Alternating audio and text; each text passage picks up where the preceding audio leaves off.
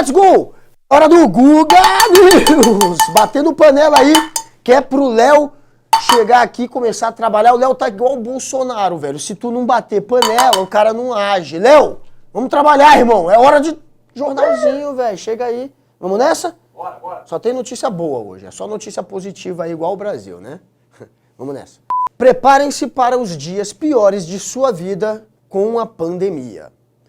A história vai registrar que no dia 25 de março de 2021, quando foi batido mais um recorde no número de mortes e de novos casos de coronavírus no Brasil, pelo menos 6.370 pessoas estavam à espera de um leito de UTI, muitas sem conseguir respirar direito por falta de oxigênio e de equipamentos de ventilação mecânica.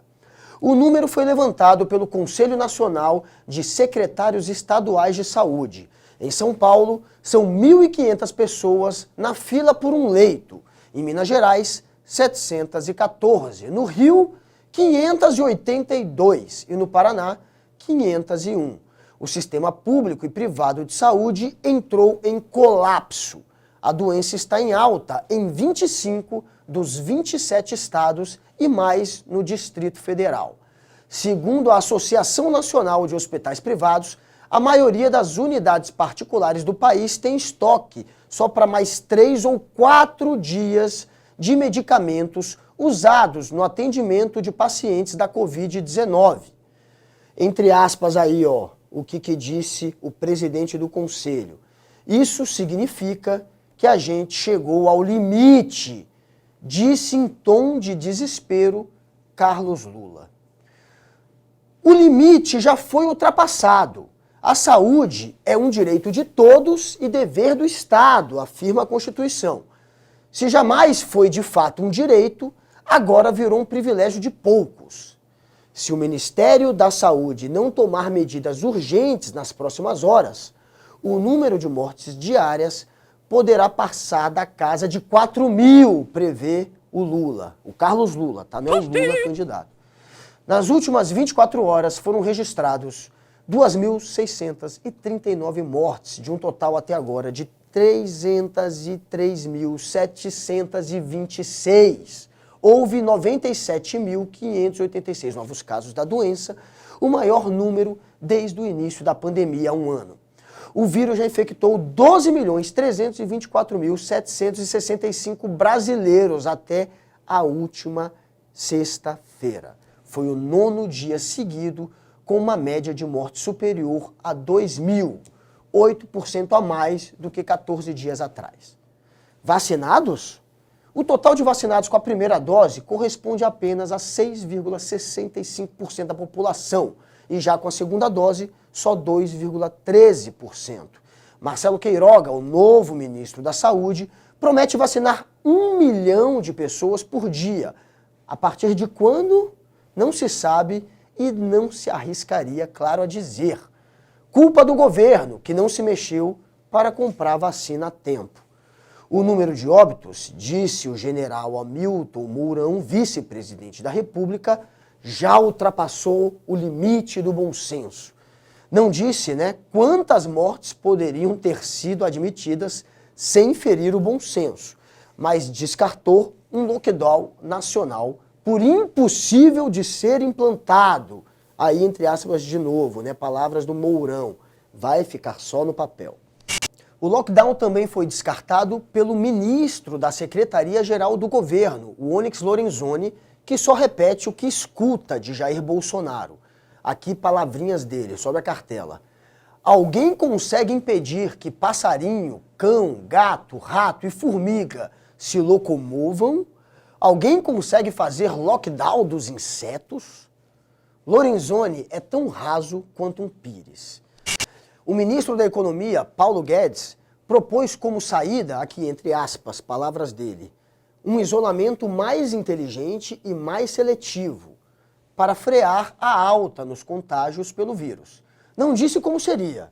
Deve ser algo como democracia à brasileira, né? Ou democracia relativa, ou democracia autoritária. A brasileira mesmo, só peru de Natal. Palavras são traiçoeiras para quem sabe usá-las, como Guedes. e para quem tem dificuldades, como Mourão e Lorenzoni.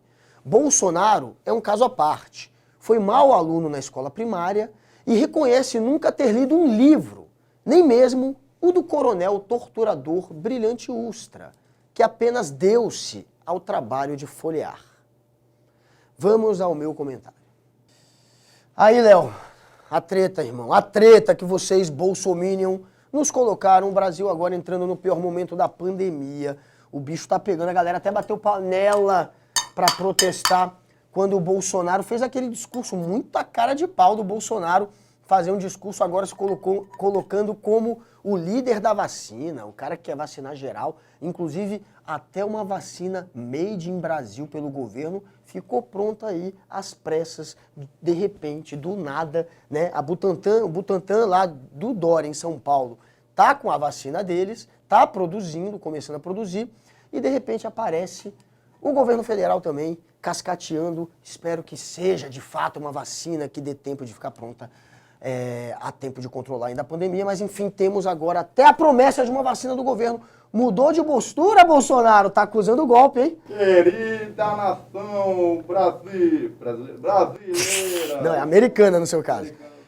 No seu caso é USA. Estamos agora fazendo de tudo para poder fazer uma vacina. Espera eu, tô falando eu. Vai. É melhor se calar do que ouvir um negacionista, a pessoa que nos colocou nessa treta. É melhor se calar. Bolsonaro, para de acusar golpe.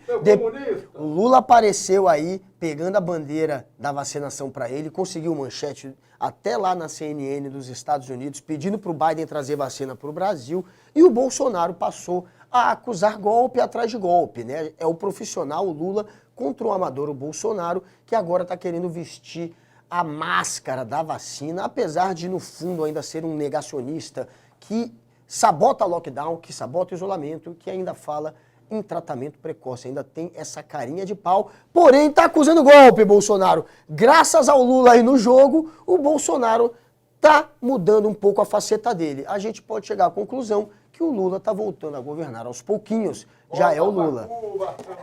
Já é o Lula governando. Vaza, presidente.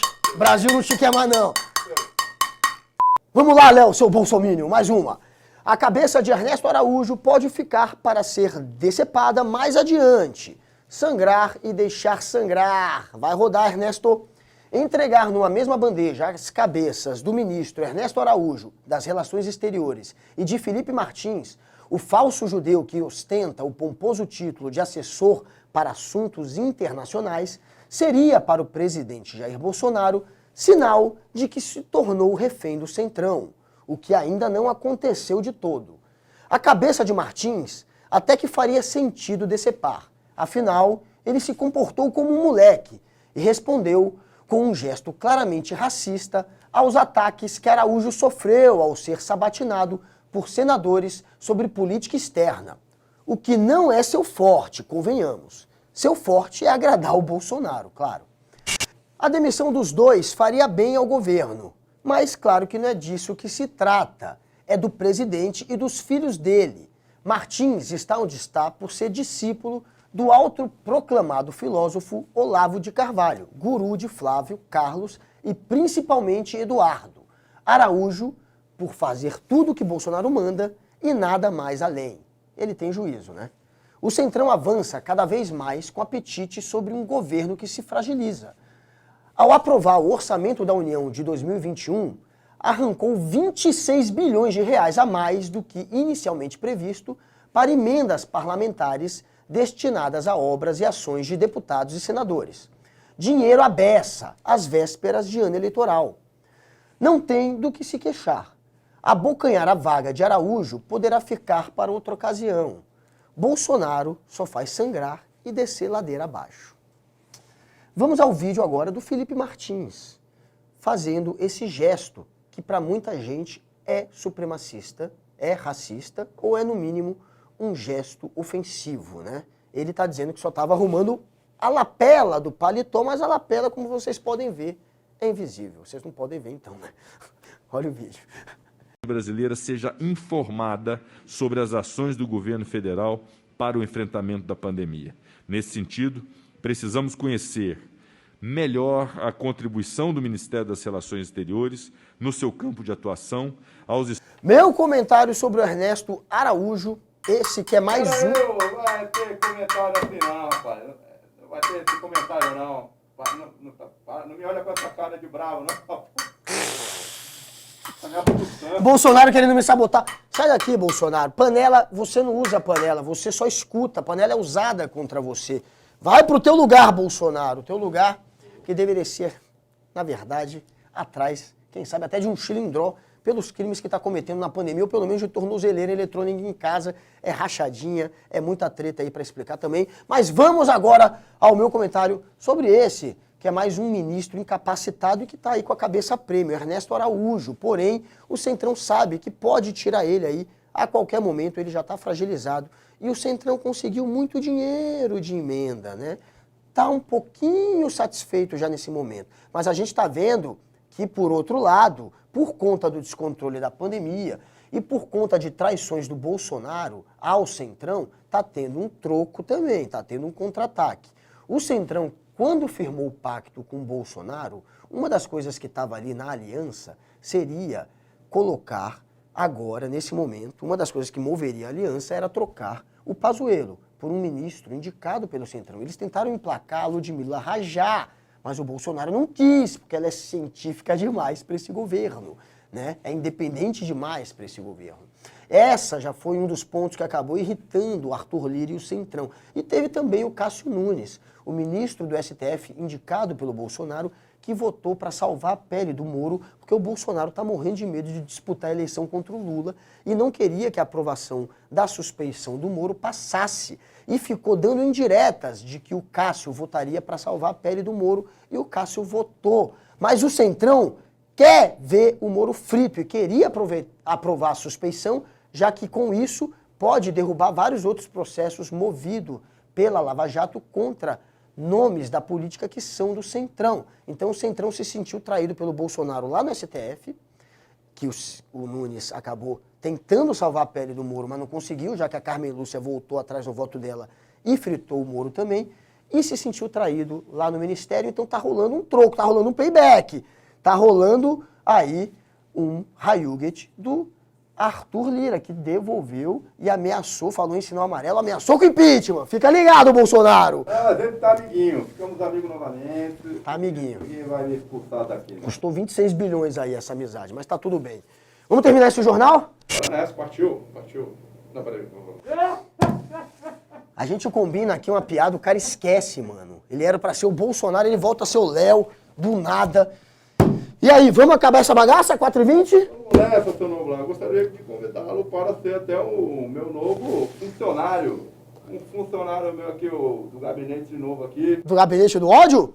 Bolsonaro tá querendo me contratar, galera. Bolsonaro quer que eu trabalhe para a família Bolsonaro. Você trouxe aí o uniforme padrão, aquele uniforme que todo funcionário da família Bolsonaro precisa usar, tá aí? Mas é claro. Ah, então vamos nessa. Bum! Bum! Assim você está devidamente uniformizado para trabalhar no meu gabinete. Boa! Tô padrão, né? Tô padrão. Agora você está melhorando, seu comunista de merda. Vamos nessa, galera. Vamos nessa. Sou um fantasminha.